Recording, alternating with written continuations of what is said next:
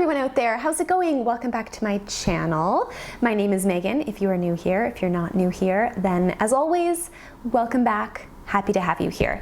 In today's video, I want to talk about how to create a healthy home. Some things that we can do when it comes to the choices that we make inside of our home, the things that we have inside of our home, and how they can help us to lead a healthier lifestyle, some things that can be more conducive to living a healthier lifestyle, and just helping us feel our best. All of these things are things that I personally do. So let's dive into today's video. So number one, keep your kitchen, your fridge, your pantry stocked with good food as much as you possibly can. That way you are much more likely to make healthier food choices when you are stocked up on some really good stuff. Also, it's a really good idea to take some time to organize your kitchen, like your pantry, inside your refrigerator, get rid of anything that's expired. Just do a little bit of organizing so that you can create a more functional space in your kitchen. I do also have a whole video up on 10 foods that I always buy if you want some inspiration for some good foods to always, generally be stocked up on. I also have a video that I just recently uploaded on getting started with meal planning, which is a wonderful thing to do. I will leave that linked below. Try growing your own veggies or herbs or sprouts from home. Try growing them yourself. There's a lot of ways that we can do this. Even just having a couple of sprouts growing on a windowsill in your kitchen or a little, another area of your home where you can grow a few little things can be a lot of fun. It can be a great way to kind of bring nature indoors and also some of that fresh food indoors and kind of grow it yourself. What I've been loving doing actually for a few weeks now, I've been growing green onions from scraps, which is a ton of fun. There's a lot of foods that you can grow from scraps. I also have some peas that I am growing in a little wooden box right now. So that's also a lot of fun, but a lot of fun with kids too. So a great thing to kind of try and experiment with. This might be my favorite point on this list. It is the most exciting one of all because I love my houseplants so much. We have quite a few plants, and not only are plants great because they bring that nature element into your home, they cozy up a home, but also they are air purifiers. There's a number of plants that are really good for air quality. So spider plants, for example, Dracaena, snake plant, aloe, peace lily, ferns. Now, if you are new to owning houseplants, I would suggest starting with some plants that are relatively easy to care for. So a spider plant, I highly recommend. I have 2 spider plants. They're great. Let me know in the comments, do you have houseplants? I just love them. Honestly, I feel like I could talk about houseplants forever. But speaking of air quality, avoid synthetic air fresheners and sprays. This also goes for things like heavily scented candles, that kind of thing. So these types of products, really what they're doing is, when you're using them, they are emitting various types of compounds that we are inhaling that aren't very good for our respiratory system. So what I would suggest here, some alternatives: open your windows as much as you can.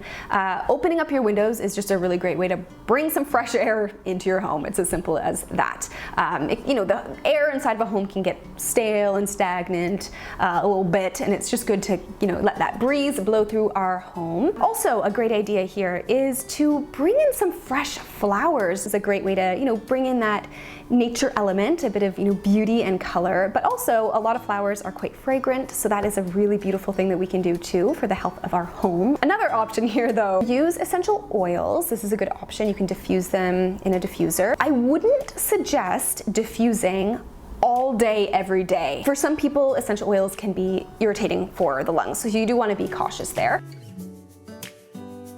There are a number of really wonderful and versatile cleaning products that are non-toxic, that are a little bit better for our health and also better for the environment. So I've mentioned in many times in the past, I really like Castile soap. Dr. Bronner's is great. Even playing around with different DIY solutions like baking soda and vinegar and lemon essential oil or orange essential oil can be useful for some kind of grimy things. For stronger disinfectants, there are a couple of options that are a little less harsh for our bodies and our respiratory system, the things that we're inhaling, and also for the environment.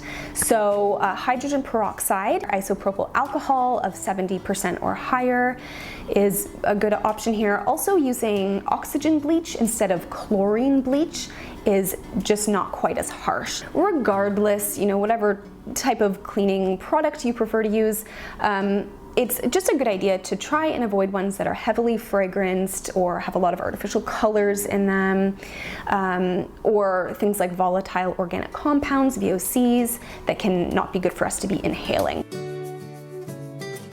Sweep and vacuum regularly, of course. Even if it's just you have like a weekly cleaning schedule where on a certain day of the week you do your sweeping and your vacuuming, things like that can just help you to keep the floor tidy. I find that having the floor, especially the floor, there's something about having like a crumb-free floor that just kind of feels good in a home.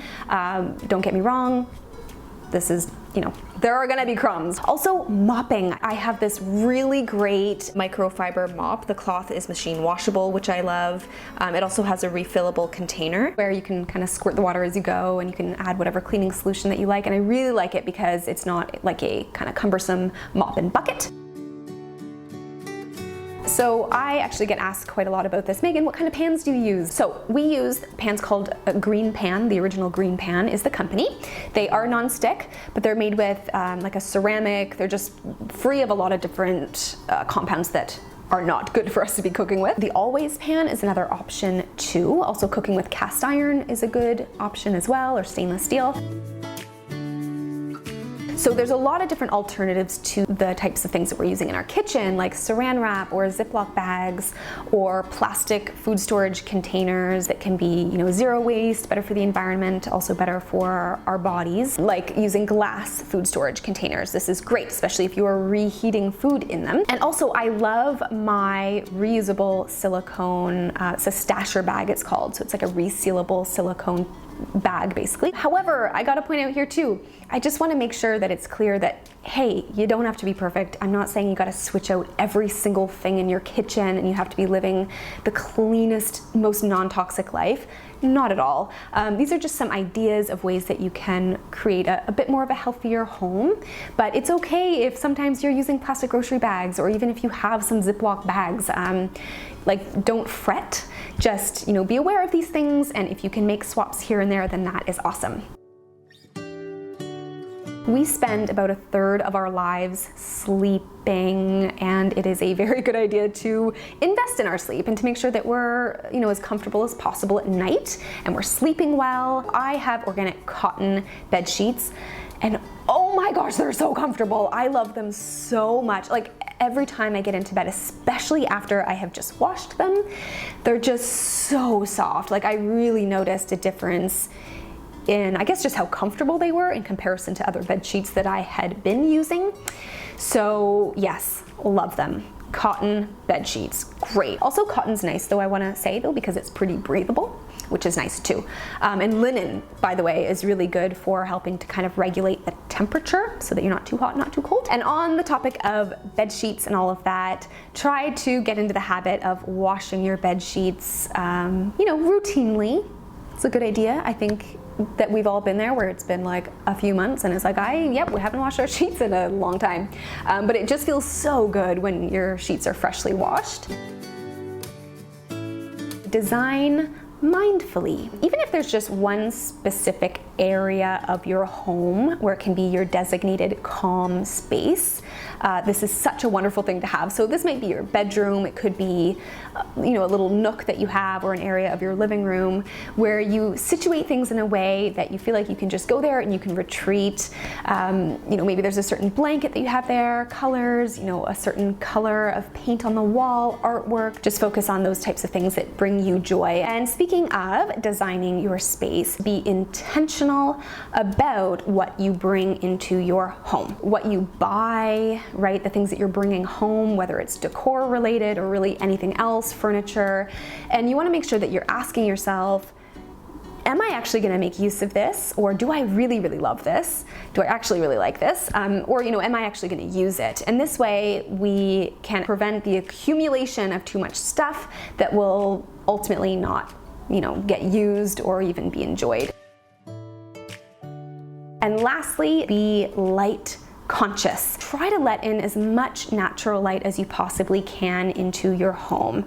So especially first thing in the morning. In fact, getting a lot of natural light in the morning is really good for strengthening our circadian rhythm. Where we live here, our bedroom window, and this window here too actually, is east facing. So in the morning we get a lot of morning light and it wakes me up, and it has made such a big difference in how I feel in the morning. Like, I'm not even kidding you. Like, I get up so much easier. I just feel like I'm ready to go in the morning. If you have really heavy drapes covering a lot of your windows, try to open them up or just do what you can to have as much light kind of coming in through the day as possible. When it comes to our lighting, try to opt for warmer light bulbs than those kind of more bluey fluorescent lights, which are just atrocious. I'm so particular about the types of lights that we use. Like, we always have warmer colored lights, like lamps, as opposed to like harsh overhead lighting is my preference.